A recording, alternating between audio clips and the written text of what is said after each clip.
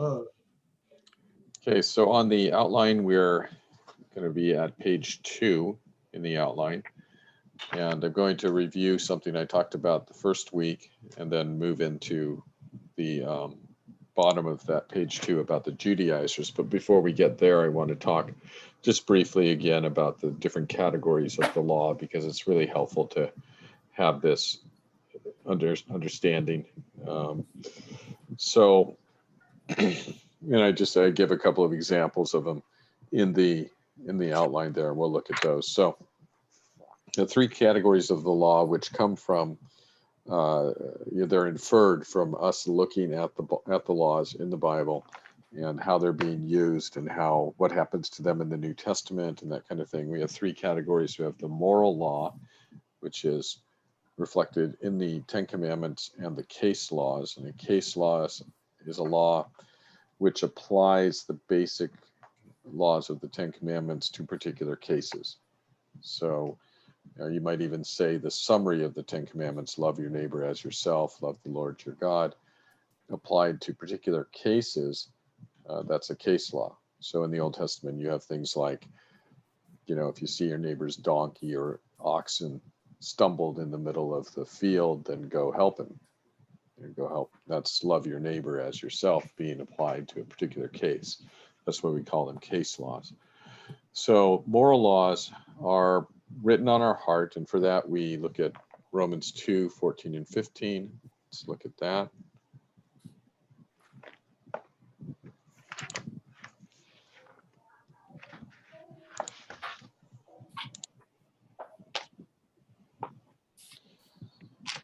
So starting in verse 12, Romans 2 verse 12, for all who have sinned without the law will also perish without the law, and all who have sinned under the law will be judged by the law.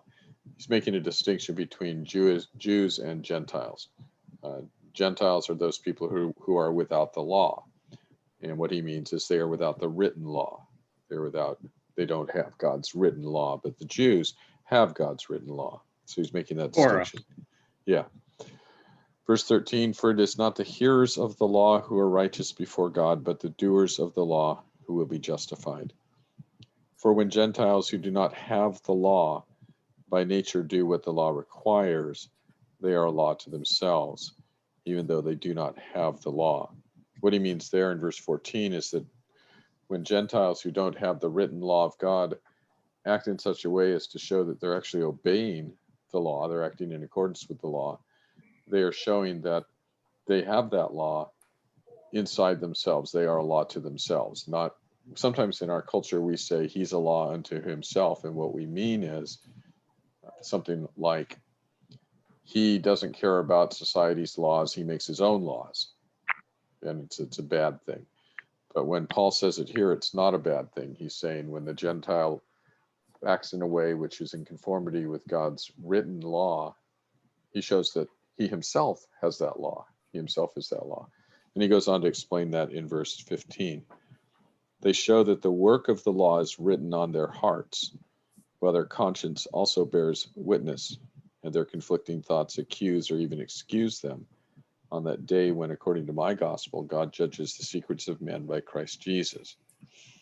So he goes on to say that on the final day, at the judgment, people's consciences will also condemn them or accuse and condemn them or not, and that this will be in accordance with God's righteous judgment. And this shows that people were created, all people have the law of God. It's part of their nature, part of their constitution. And what we're talking about is the moral law, the law of, the Jewish law of you have to sacrifice for the atonement of sins. That's not written on their heart. And the laws about don't have clothing made out of 2 types of material, that's not written on their heart. But what's written on their heart is don't kill, don't murder, don't lie, don't steal, basically all of the 10 commandments. There's a question about the Sabbath commandment.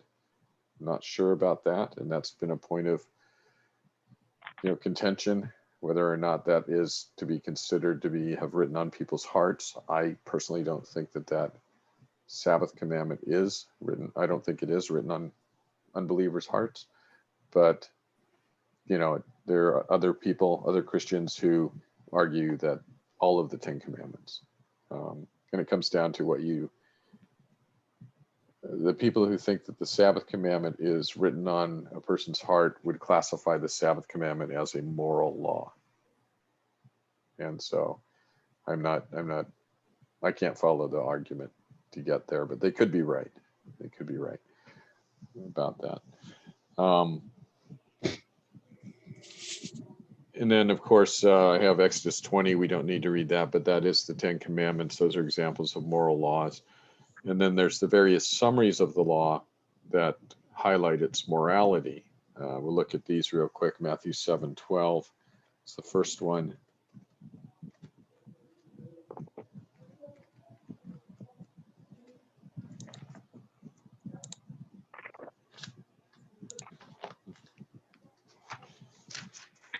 Don, do you have that?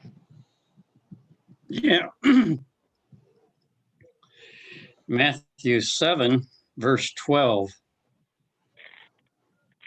says, let me see. How much more valuable is a man than a sheep? Therefore, what is permitted on Shabbat or the Sabbath is to do good. So I'm lost. Where are you? Matthew I'm in Matthew 12 for some reason. Okay. Yeah, Matthew 7:12. Although it does kind of fit, don't it?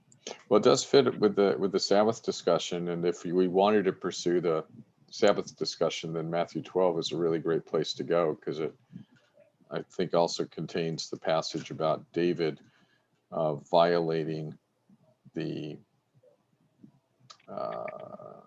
Sabbath law and yet not being guilty.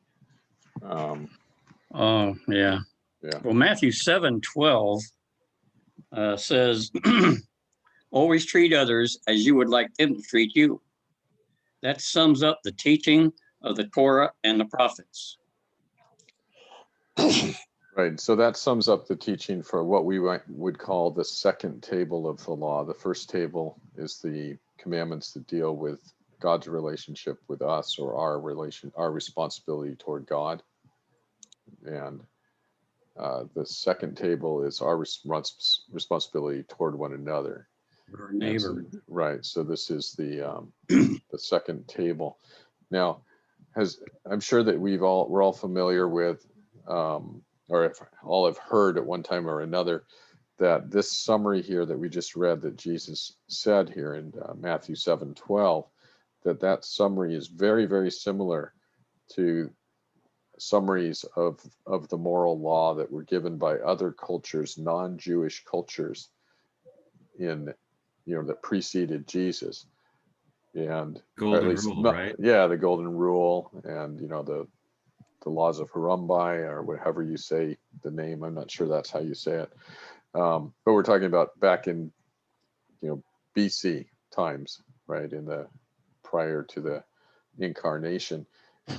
And people have wrongly concluded from that Jesus just was copying from these other ancient sources, but I think actually the explanation is that God has written the moral law on everybody's heart. And so that's why this summaries of this nature show up in a myriad of cultures that had no contact with Christianity.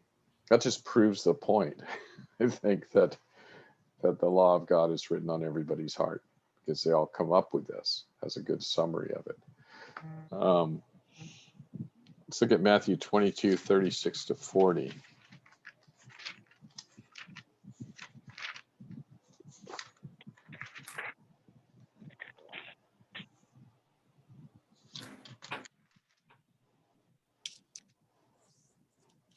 Steve, are you there? Able to read it? Yeah. 34. 36-40. All right, 36 it is then.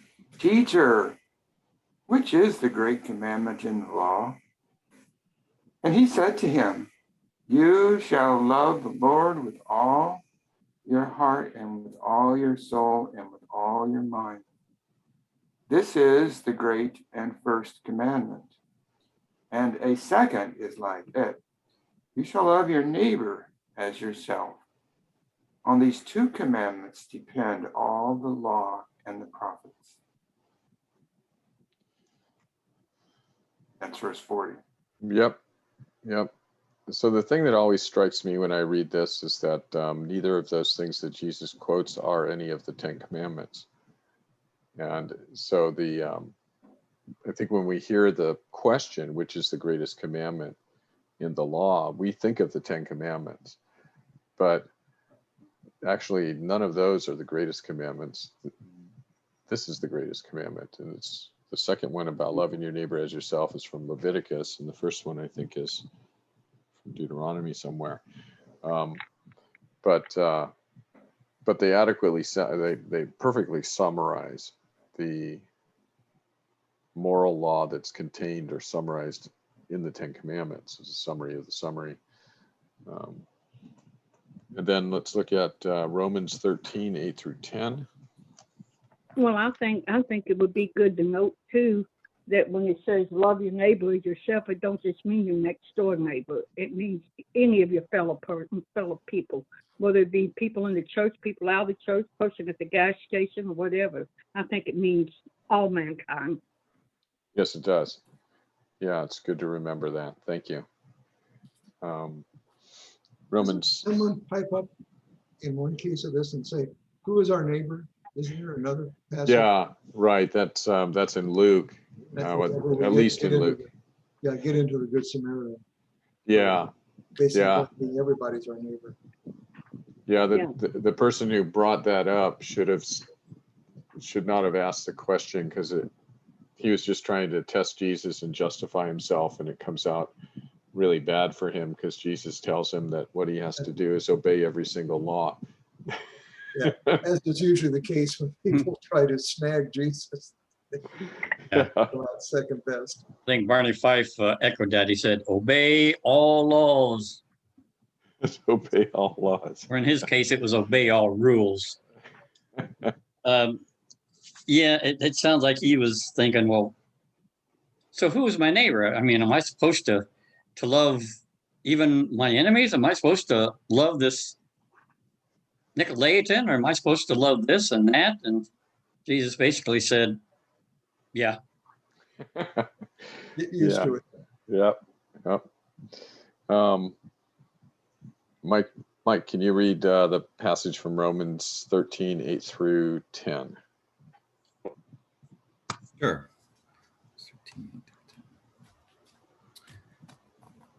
Owe no one anything except to love one another. For he who loves another has fulfilled the law. For the commandments, you shall not commit adultery, you shall not murder, you shall not steal, you shall not bear false witness, you shall not covet. And if there is any other commandment, are all summed up in this saying, namely, you shall love your neighbor as yourself.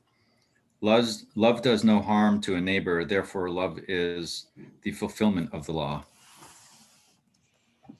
Right. So, it sounds, I mean, when we read these summaries, it sounds like the obedience of the law is simple. I mean, there's really only one law, right? Love your neighbor, love God. It's not simple though. It's very hard to do. A person needs a new heart to do these things. But and then there's liberal Christianity. Liberal Christianity would take these passages that we've been reading about loving your neighbor as the summary of the law, and would then say, this is, I don't know if they're still saying it now, but would say things like, love means not to condemn somebody. And so they stopped calling people to repentance and things like that. And they basically redefined what love means. But the thing is, when Jesus says, or when Paul says the summary of the law is love, what they mean is as the Bible defines what love is. And so we have to keep that in mind too. This isn't just a thing about what do we think's the most loving. It's the thing that what does God say love is? And so we have to figure that out. Let's see. So Stephanie's going to be probably another 20 minutes, I think. So I'm glad we started. The other thing I wanted to point out here, it's something that the Lutherans do, or that Martin Luther did when he was explaining the 10 Commandments, is really helpful. Luther would take one of the commandments, you shall not steal, for instance, and when he was explaining what does that mean, he would say both the negative and the positive. So the negative would be you're not supposed to steal, but it's actually the positive that he would highlight, and the positive would be you should defend and protect, your neighbor's belongings and relationships and reputation and all of these things.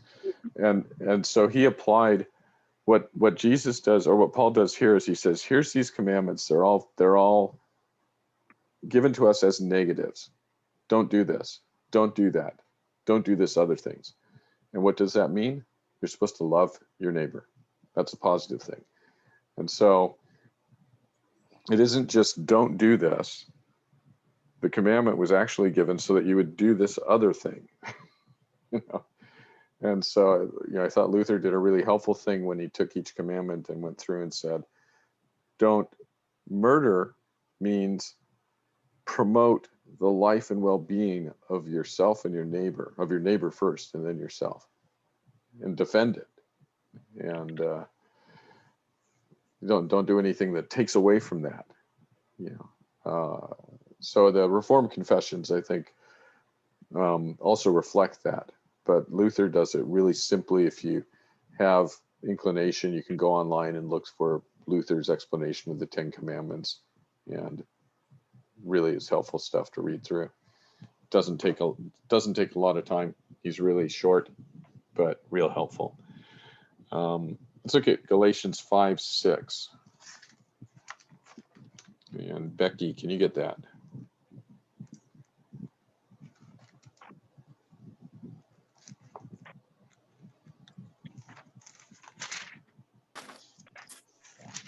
For in Christ Jesus, neither circumcision nor uncircumcision has any value. The only thing that counts is faith expressing itself through love.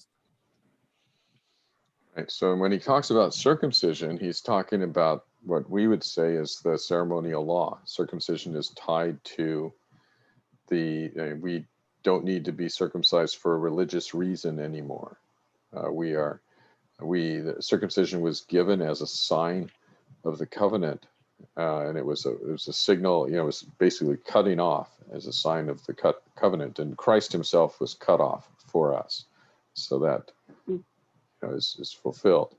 But Paul is addressing what we're going to be talking about in a few minutes. He's addressing the Judaizers and the problem with the Judaizers, and they were saying you can't be right with God unless you're basically obeying the Jewish laws. And so you have to get circumcised. And they would use circumcision became the word that summed up the entirety of the Jewish laws. And they said, and so when Paul says circumcision doesn't count for anything, he's actually saying it doesn't count for anything if you keep all those laws. Because the only thing that counts is, faith expressing itself through love. And so it's the same summary that we've already seen. And then 1 John 3:23 is.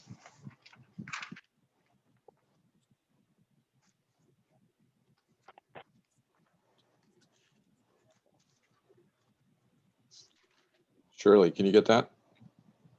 Sure. It's 3. And this is his, 1 John 3:23. Yep. Okay. And this is his commandment, that we should believe on the name of his Son, Jesus Christ, and love one another as he gave us commandment. Right. So we're called upon to keep that commandment. And that commandment has 2 parts, which are equal in what they look like in your life. And we're supposed to believe in the name of his son, Jesus Christ, and love one another. That's one Mhm. commandment. And that's the same summary that we've been reading the whole time. You know, when Mhm. Paul talks to people and he says this, the summary of the law is to love one another, he's talking to Christians in a Christian context. And when he said, when Jesus says that to the Jewish person who is asking him a question, which is essentially a question about the covenant and God's relationship to his people, he is answering that question from a covenantal standpoint. You are to love. And so this is the context. It's made explicit here, and by comparison, you can see it also. It's being made explicit in the Romans passage that we read about circumcision. So the moral law continues. None of the moral law has been altered or revoked, and it's written on everybody's heart. Everybody knows they're supposed to love their neighbor. Everybody knows they're not supposed to steal. All of those things. But, and part of the moral law is they also know that there is a God and they're supposed to love him. And I think that's written on their heart too. And that's the part that Romans says they suppress. And by suppressing that, they end up breaking all the other laws too. Mhm. So we talked about how the moral law reflects God's character. That's why it's imprinted on each person. The moral law was fulfilled by Christ on behalf of his people, and his perfect life is reproduced in us over time by the Holy Spirit. And eventually, when we're glorified, his perfect life will be seen in us in a way that it's not apparent now. I want to go to Romans 5 and look at this. Romans 5, 12 through 21, I think is where I want to start. 12.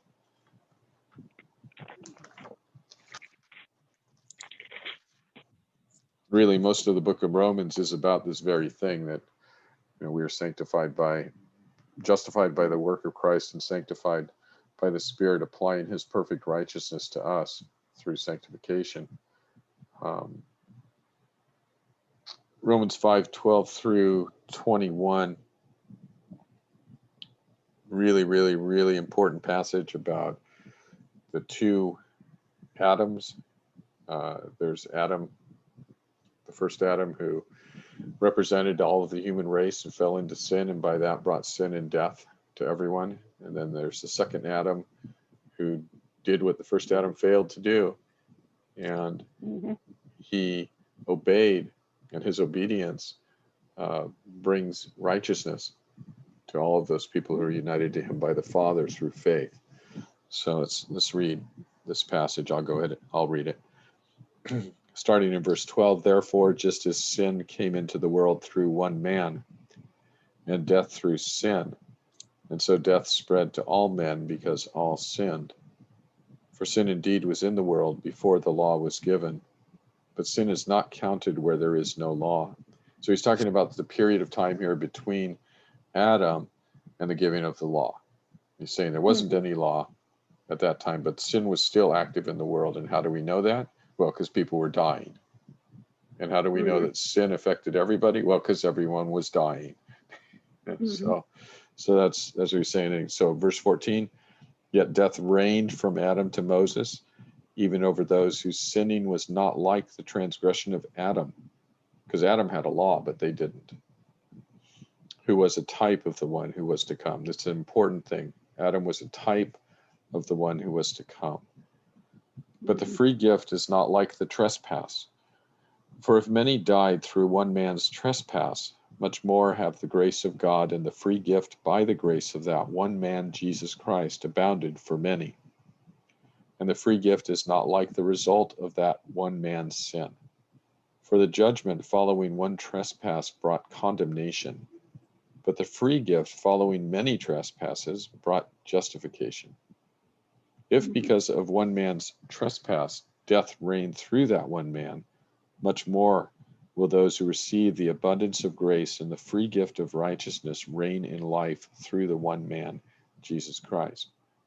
So he said in this paragraph a couple of things, but at the end there, he's talking about the free gift that we get because of the one man, Jesus Christ, and that is righteousness.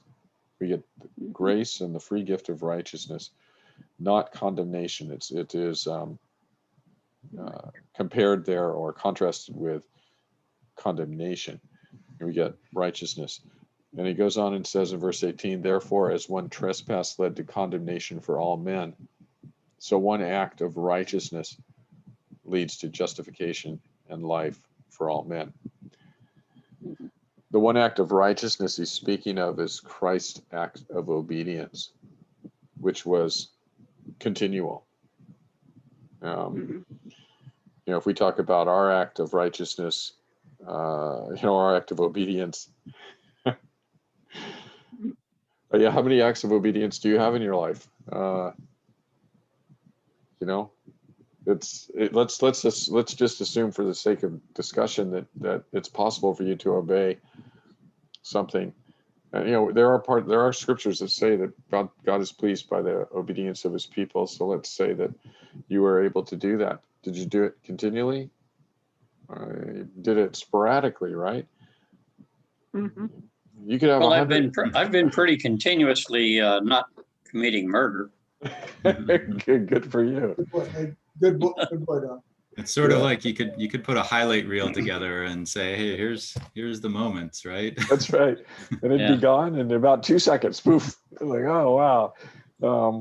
How come there's such a different time mark between each one of these moments? A lot of editing in there for us. Right. Highlight reel. I like. Right. So Christ's one act of righteousness was his obedience, and his obedience was continual and perfect. And that's why it's just one act. It's not just a general characterization of a life of obedience. That's not what's being said. One act is his, because Adam was obedient for a while. He had one act of obedience too. First least- act. yeah, at least one. But yeah. So Kind of, and then a lot of the translations, verse 12 begins with an indication of it sort of following up on what was in the previous verse. mhm.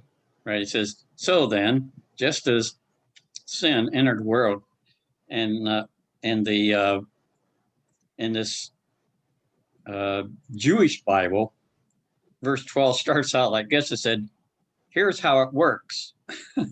Here's how it works. That's good. So I think I just finished reading 18, so I'm going to pick up again. I want you to notice that 18, before I do that, it says that, I'll just read it again. It says, therefore, as one trespass led to condemnation for all men, so one act of righteousness leads to justification and life for all men. This might seem like that's a problem. All men in both places. For as by the one man's disobedience, the many were made sinners, so by the one man's obedience, the many will be made righteous. But many is a concept in the Old Testament, which means the remnant, the people of God.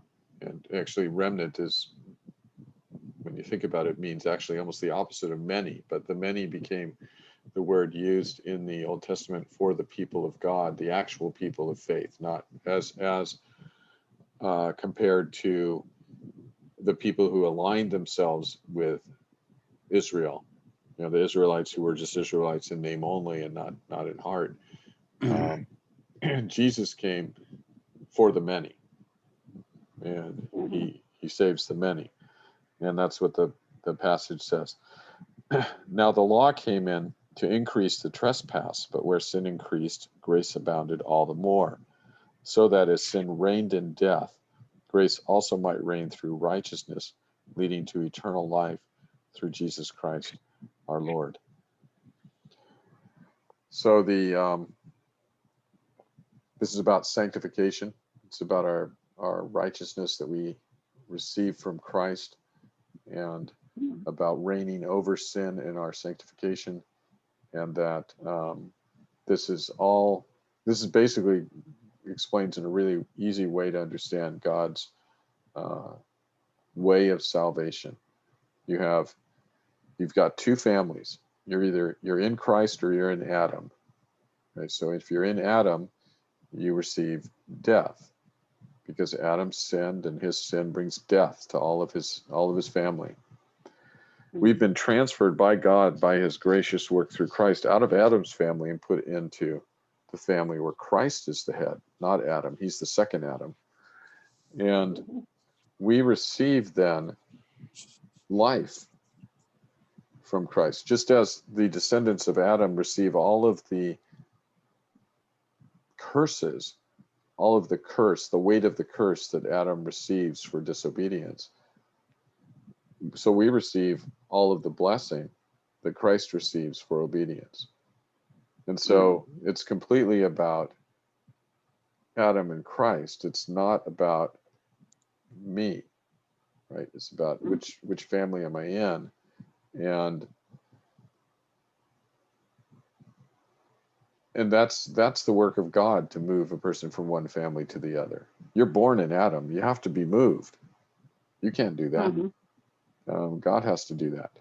And so God does that graciously. And the passage says that because God has done that, the righteousness of Christ is progressively worked out in our lives, so that not only are we justified before him, which is a legal declaration, justified, we're actually even sanctified so that we're made like Christ. But it's Christ's righteousness, not ours.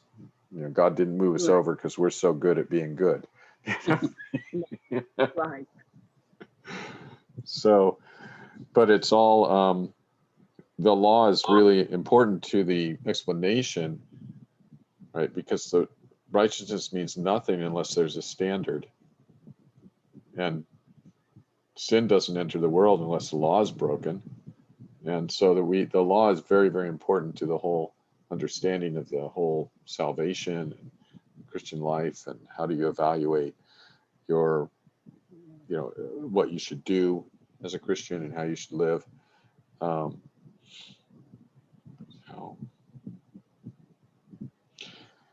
Let's look at the last passage I have listed in this section, which is 1 Corinthians 7:19.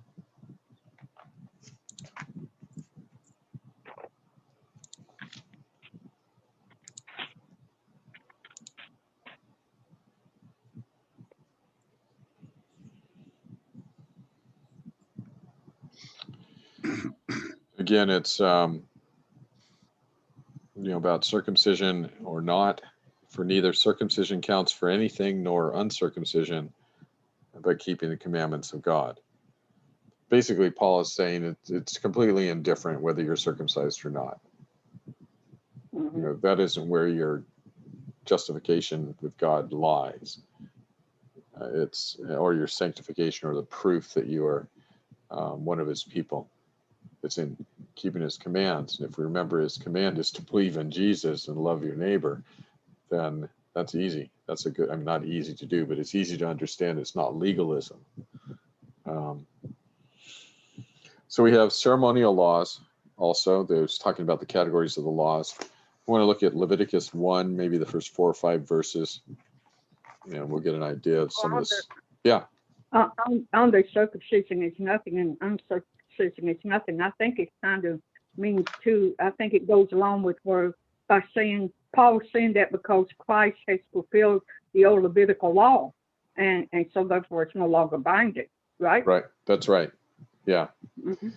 Yeah. So this we put the old Levitical law in the category of ceremonial laws, and when we say ceremonial, we mean the rituals connected to the temple worship and the priesthood and all of that. And so the Levitical law is part of that. So we'll look at Leviticus 1, just a couple of verses here, and see if this helps us understand or see a good example.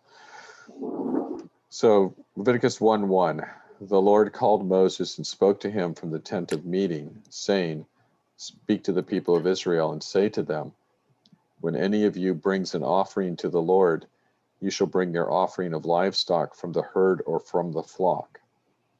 If his offering is a burnt offering from the herd, he shall offer a male without blemish. He shall bring it to the entrance of the tent of meeting, that he may be acceptable before the Lord. He shall lay his hand on the head of the burnt offering, and it shall be accepted for him to make atonement for him. Then he shall kill the bull before the Lord, and Aaron's sons, the priests, shall bring the blood and throw the blood against the sides of the altar that is at the entrance of the tent of meeting. Then he shall flay the burnt offering and cut it into pieces, and the sons of Aaron, the priest, shall put fire on the altar and arrange wood on the fire. And Aaron's sons, the priests, shall arrange the pieces, the head and the fat, on the wood that is on the fire on the altar. But its entrails and its legs he shall wash with water, and the priest shall burn all of it on the altar as a burnt offering, a food offering, with a pleasing aroma to the Lord. So I'll stop reading there. Hi, Stephanie. We're looking at Leviticus chapter 1. So we're talking about the ceremonial law. Going to just give this one example, I think, of the ceremonial law and why it's no longer in force. And Shirley said it's because Christ fulfilled it. This is the opening of Leviticus, the book of the Levites, and how they are to administer their duties. And this is about bringing an offering, and the offering is for the specific purpose of atonement. And atonement involves shedding of blood, and it means to make a reconciliation with God, to be made right with God. And we have that in verse 3. At the end of verse 3, he shall bring it to the entrance of the tent of meeting, that he may be accepted before the Lord. He shall lay his hand on the head of the burnt offering, and it shall be accepted for him to make atonement for him. And he shall kill the bull. So this is a sacrifice which is meant to deal with the problem of sin. That's what it means to make atonement, to deal with the problem of sin. And in this offering, we don't need to do this anymore. We don't need to do this or any of the things in the ceremonial system anymore. And the reason we don't do them anymore is because they're pictures, they're types, they're shadows, they're all pointing forward to Christ. And if you think about this, verse 4 is 5, I'm sorry. Let's see, verse 4. Verse 4 is really important. The worshiper, so what has happened is that the worshiper has brought an animal, livestock, from the herd or from the flock. He's brought an animal for sacrifice. The animal itself has to be without blemish, has to be male. So it has to be a perfect specimen, in a perfect being, visibly not marred, in good health. Not a sick animal, not an old animal, but in the height of the prime of life, good specimen of the animal. He's to bring it, present it to the priest, and the priest looks at it and makes sure that it meets the requirements for a sacrifice. And that's what it means to be accepted for him. And then there's another layer of meaning, though, on accepted for him. It's being accepted in his place. The animal's being accepted in his place. And the animal then is given to the priest to sacrifice. But look what the offerer does, the person who's brought the animal, verse 4. He shall lay his hand on the head of the burnt offering, and it shall be accepted for him to make atonement for him. And then the animal is sacrificed, and then we read about what the priests do with it after that. This is a picture that animal is Christ. Christ is the perfect sacrifice, and he fulfills this. But the person putting his hand on the animal is the believer. Right. Says, I identify myself with Christ. What happened to him? This is what the worshiper is saying. He's saying, what happens to this animal should happen to me. I'm coming because of my sin, and I am under the wrath and judgment of God, and I am liable to death. And what happens to this animal should happen to me. But it doesn't happen to me because this animal is accepted for me to make atonement in my place. This animal goes in my place. But only And- for a little while. right. Yeah. And then that shows, the nature that it's repeated, has to be repeated, shows that it's not actually taking away sin, and that's pointing forward to one day the perfect lamb will come, and there won't be the need to repeat the sacrifice, because the perfect lamb will come. That will And- take away the sins of all the world. Right. And so, you can see by reading the process that this is the gospel. This right here is Jesus. It's a picture of Jesus. It's a picture of his people, and the transference of my guilt to him. That's the laying on of the hands. This is an innocent. It's an innocent. I mean, what? Right. It's not. No, it's obviously innocent. It's a sheep.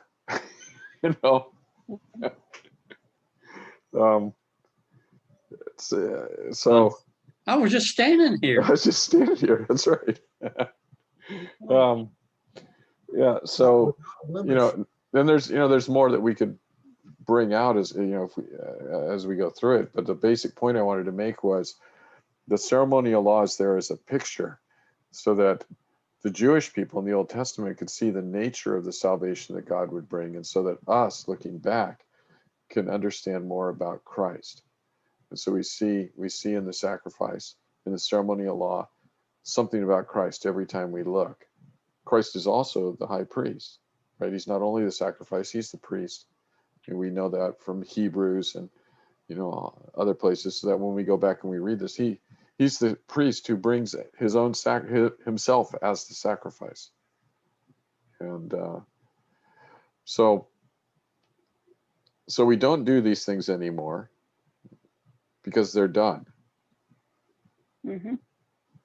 But that doesn't mean it's worthless to look back at it. Right.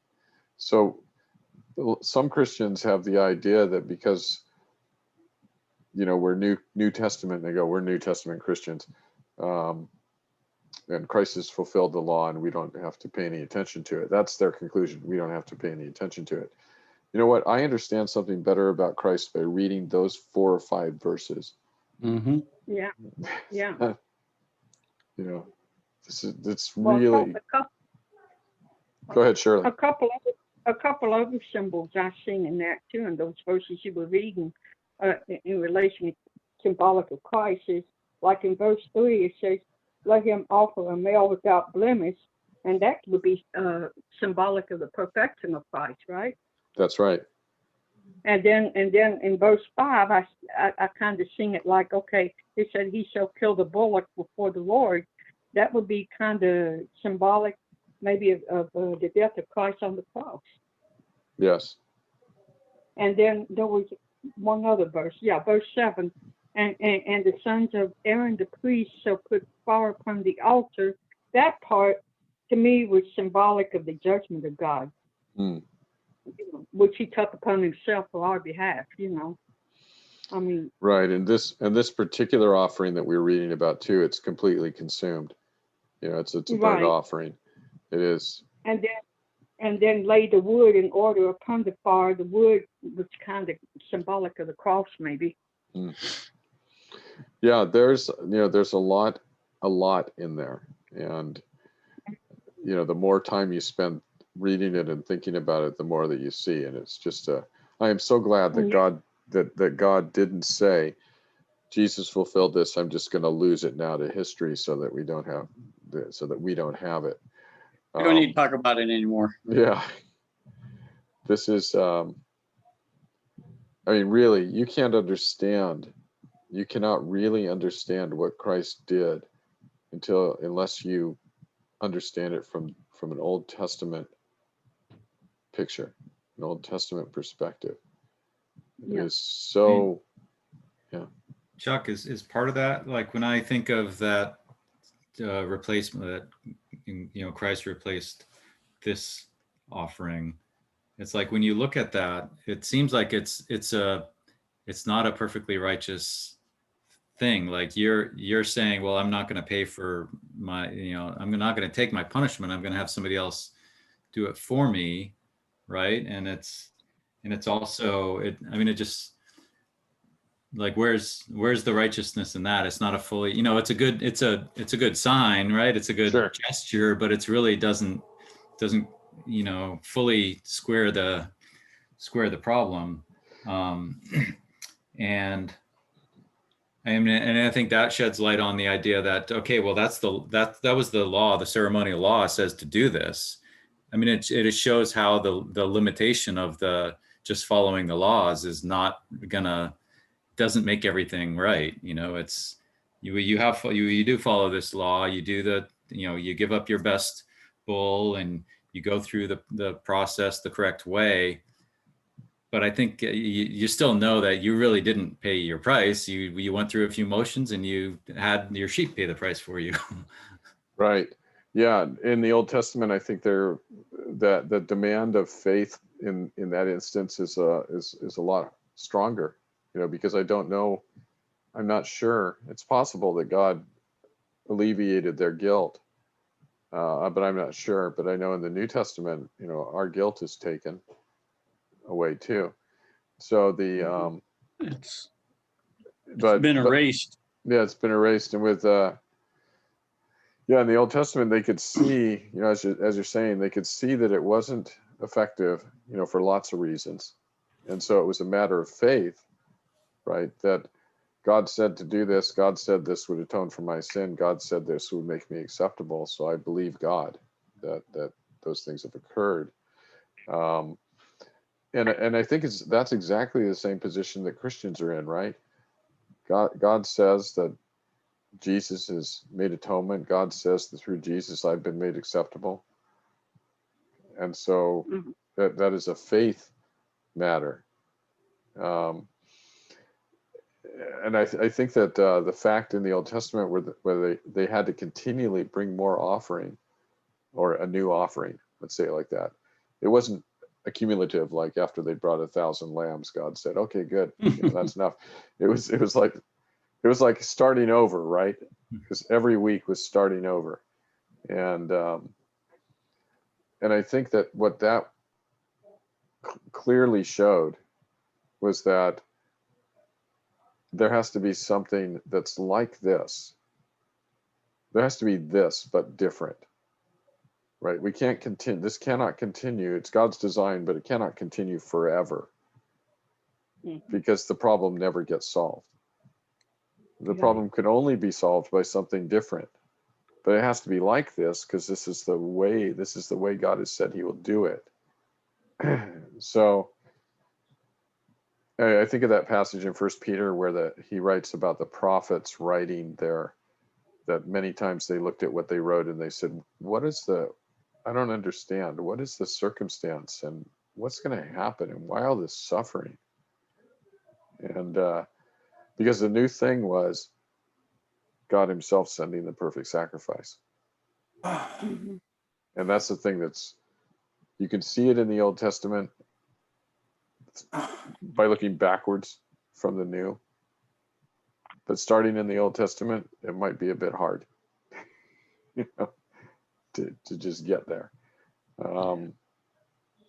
So, and then the other thing too about, the passage we read in Romans 5 about the two Adams, this also comes into play about sin, right? And the way it's taken care of. The lamb in the Old Testament is the new Adam. It's the picture of the new Adam, right? Each person is not taking care of their individual sin because your sin has been put on that lamb. You don't have any more sin. And so it's a substitutionary representative principle. And in principle, the lamb that every Israelite brought was basically the same lamb. So I'm so if God had set it up, and I think when we talk to unbelievers, the most common objection is, it's, you ask them, do you think you're a good person? And if you died, would you go to heaven? And they say, yes. And then you explain the law to them. And then they say, well, maybe not. and, but everybody Fair. thinks that they have to perform, good enough individually. Mhm. If that was God's rule, nobody would get to heaven. Right. Not one person, if that was the rule. So, thank God. And the rule would be salvation by works and not by grace. It's The right. opposite. Just the opposite, and nobody would be saved. It would be impossible for anybody to be saved. And Right. so thank God for the representative principle. Amen. That is. So, and I think I saw, Mom, you wanted to say something a couple of minutes ago. I did a couple of minutes ago. I'll still say it. Go for it. David. So the moment hasn't passed. I just wanted to bear testimony to the richness of the Old Testament and how it helps us see Jesus. And my own story includes the fact that I became a Christian at a fairly young age. But of course, as a child, I didn't understand what it was I was believing. And I remember as a young adult having this burning question: why did Jesus have to die? I didn't get it. And at the same time, I was going through the Bible from cover to cover. And I can't remember if I was actually in a study with a group at my church or if I was just reading it, because this wasn't anything that came out of the study. I got to the book of Leviticus, and everybody else is groaning. If you mention the book of Leviticus, most people groan. And I don't know how far into it I got. And all of a sudden I saw Jesus and I understood why he had to die.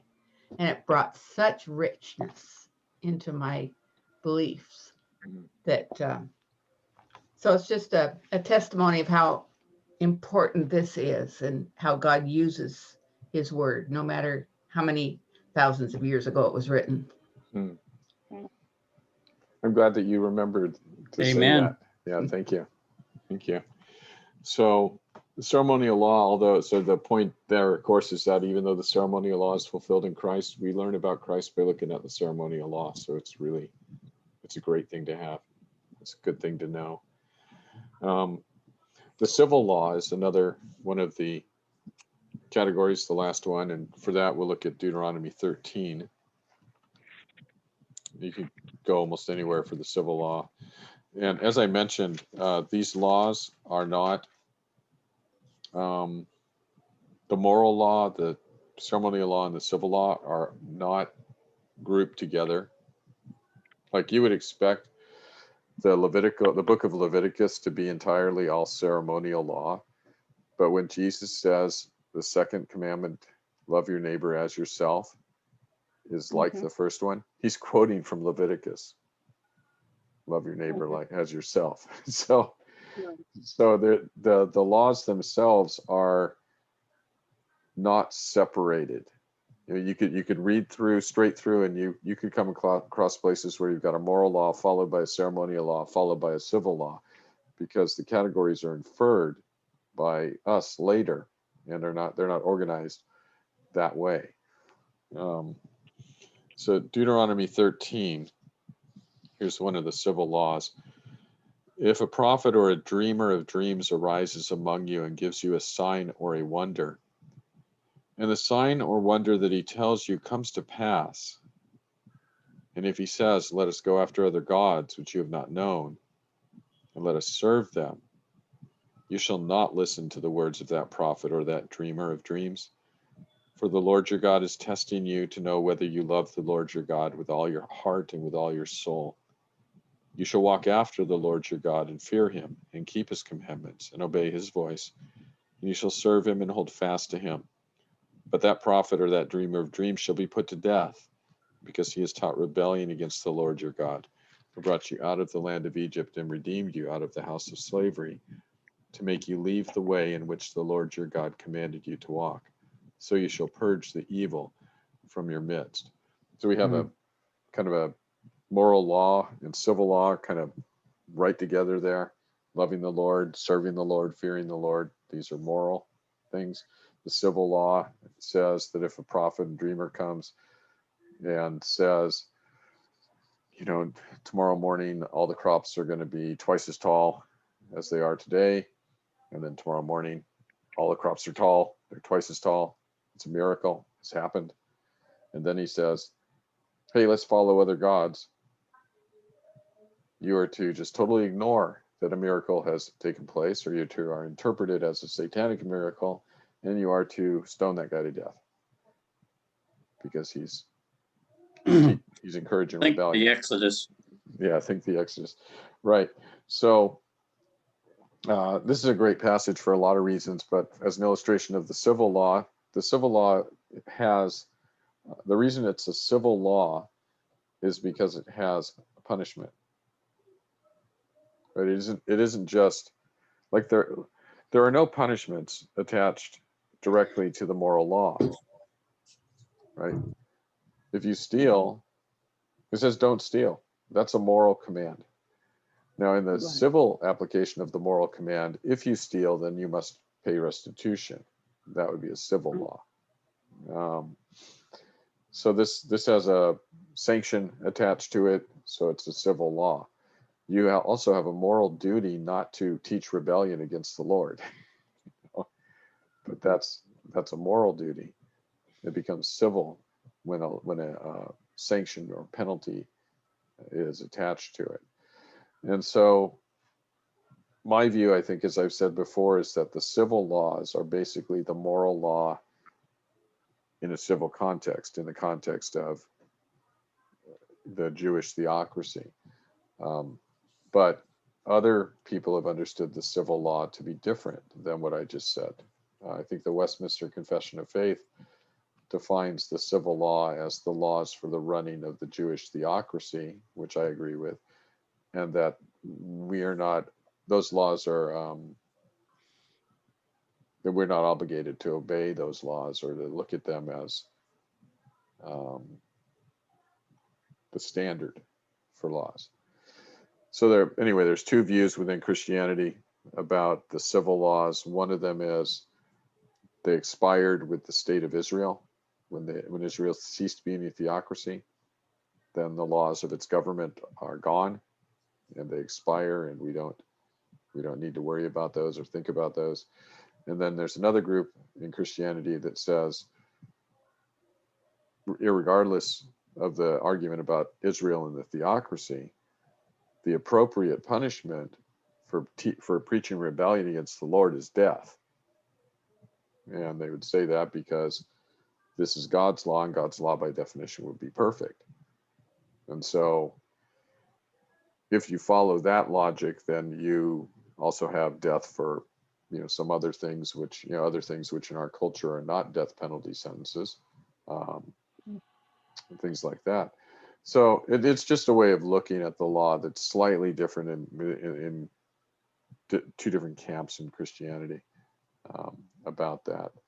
So, but in either case, everybody agrees that nobody's following the civil law today, and that in America, if we were so the group that says these are the perfect laws, that group says that if these laws are ever to become the civil law of a modern country, that would be because of God's work, not because of Christians politically maneuvering the system or rallying or overtaking the government or something like that. It would be God changing people's hearts so that they would apply what is thought to be the perfect law. So anyway, so the three categories again: moral law, ceremonial law, civil law. Christ fulfills the ceremonial law. The civil law is I believe, just the application of the moral law to civil sphere. And the only thing that is still in force is the moral law. And that's only in force still and always will be because it reflects God's character. So, anybody have any thoughts about that before we move into the next part about Judaizers? Mom. I'm confused. Okay, yeah, it was the last something I said in the last 50 words was confusing for you. I could see it. I should have stopped talking earlier. So if the civil law is simply reflecting the moral law, did you say that? Something like that?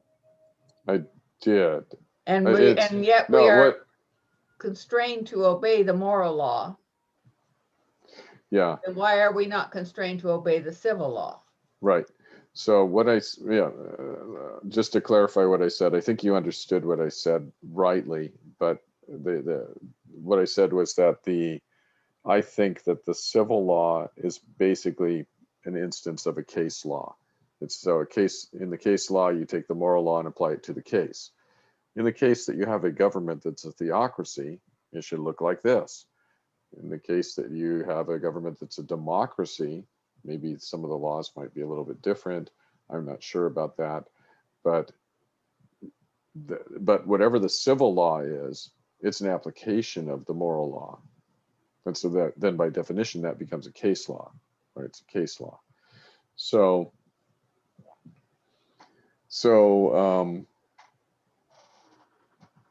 Can I share a thought maybe as an example to see if I'm on the right track in thinking what I'm thinking also? sure.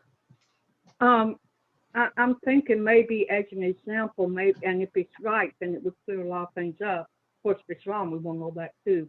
But as an example in today's life, with the moral and the civil law, okay? The moral law will tell us to obey the law of the land, right? Right. Let's obey the law of the land. Okay, we driving our car and we're speeding. A cop pulls us over. Okay, we disobeyed the moral law by speeding, but when that cop gives us a ticket, that is the civil law, right? Right. Okay, Yeah, and the law about speeding is, I mean, we have a moral obligation to obey that, but Right. the law itself is a civil law, Mhm. right? We have a moral obligation to obey all laws that don't contradict what God has said. And, right. And there's the rub for some people. yeah, yeah, yeah. So, right. So the distinction, the civil law, we have a moral obligation to obey it, unless it's contradicting or telling us to do something opposite of. If it's telling us to disobey something that God has said. Oh, yeah, In other words, if it's No. an immoral law, if it's not moral, right, correct. Then- We don't have to do that. then we don't have to obey it, right? Because we obey the moral law. And so, if there's a law that says, you must hire a prostitute, then you don't have to do that. You shouldn't do that. Right. You have a moral obligation to not do that.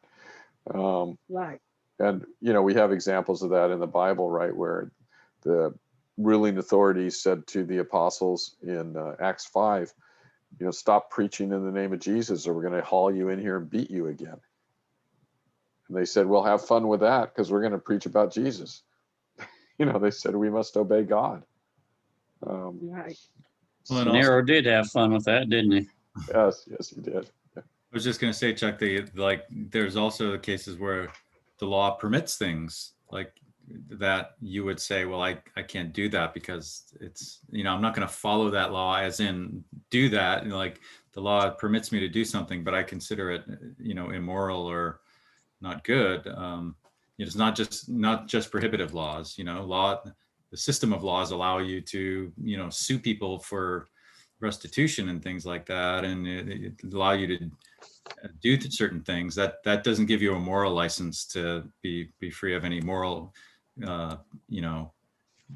moral implications of doing that thing just because civil law says it's okay to do it. Right. Yeah, the civil law is never the highest authority. The civil law is under God's law.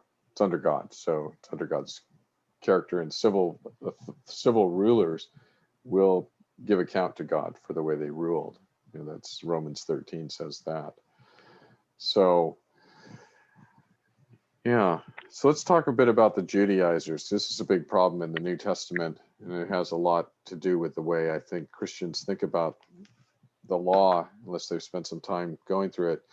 This is a So long section, though. Should we maybe pick this up next week? is Or it start this next week? long? What time is it now? 8:13? A quarter after 8. Well, I'm good starting it next week. I was but whatever everybody wants to do, we got 15 minutes. Maybe there's some other thing we could talk about. But we could I talk have about another thing we could talk about, okay, good. but I have to go get something in order to do that. Okay.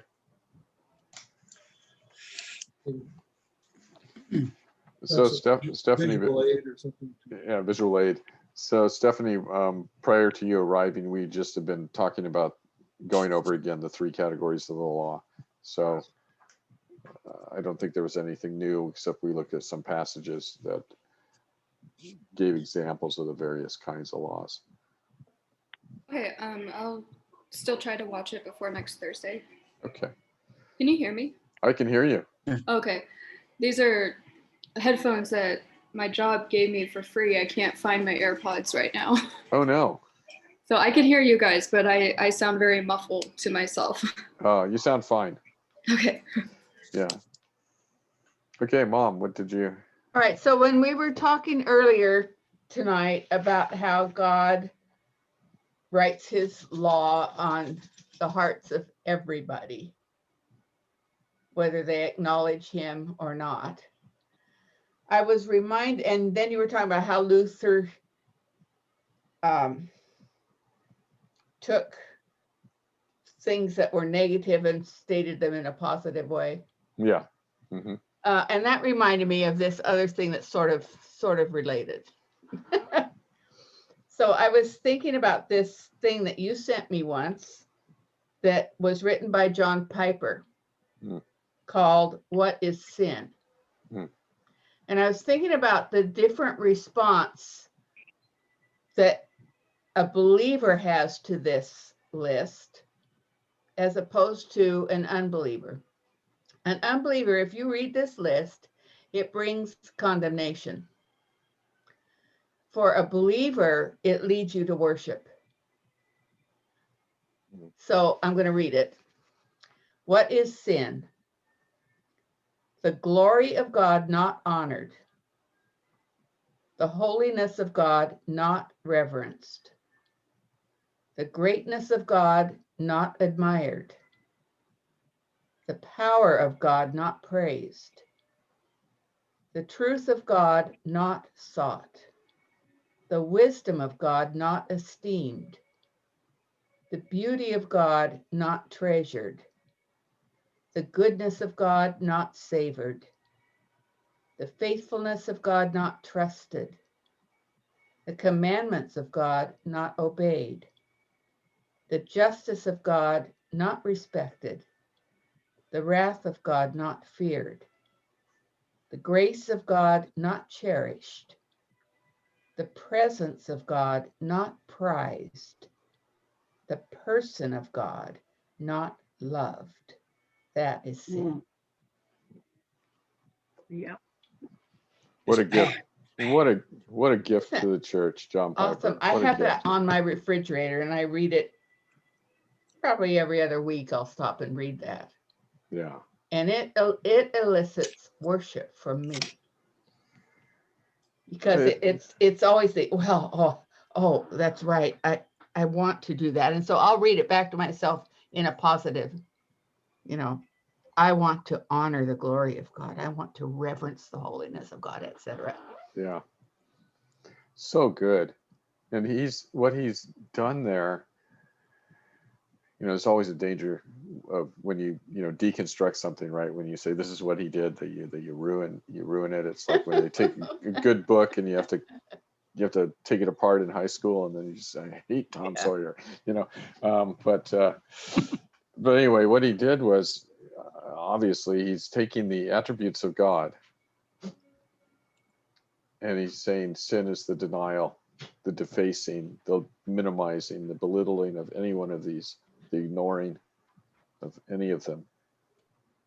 And so he's taken the basic thing that I've been saying about the law as the reflection of God's character, and he's just went for sin is the violation of God's character, right? Not the violation of a law, but because the law is reflective of God's character. It's to offend God's character. That's what sin is. And it's just really good, really well done, I think. Yeah, thank you for reading that. I hadn't thought about that probably since I sent it to you. I'm glad that you appreciated it. So we won't move into the Judaizers right now. We'll do that next week, the Lord willing. And then it looks like next week we probably will finish this outline. So I would like to ask if there are any questions or comments, questions about the law that are not on the outline or don't look like they're going to be addressed, so that I can work those in. Does anybody think of anything that doesn't look like it's going to be addressed? I'm thinking of, Mike, I know that you had initially thought that a study like this would be good. I don't know if your questions have been addressed or will be. Yeah, I mean, I guess I didn't really have too many specific questions, which is maybe why I thought we should look at it, because I was seeing this relationship between these different types of laws, and it's just, I could tell there was something there that that was itching to get out. So I can't think of anything specific really right on the moment. Okay. So then after this, when we finish the law, I know that Shirley, you had mentioned maybe talking about the covenants, and I'd be happy to do that. I'd also, I was talking to my mom a little bit earlier, and I was saying that I've at the point where the material that I've been getting ready for the people in Cambodia, I think I probably could teach some of that. So Book of 1 John, Book of Jude, which would be interesting. I don't know how many people studied the Book of Jude. That's an interesting book. So, we could do something like that too. So just throwing out. Yeah, 'cause we have 5 covenants, and I don't think even a lot of people realize that. They just know about the New Covenant and Old Covenant for the most part. And we have the Davidic and the Mosaic and the Davidic and Abraham covenant. And it's good to bring out the principles of each covenant and how they're different, and yet how they're all alike in a way. I mean, there's just a lot of things you could bring out in them. And I don't even mind doing some things too, because I can learn a lot too from them. Yeah, there's a lot of great stuff there. And I think probably if I were to go through it, it would be probably different than what you've had before, because there's,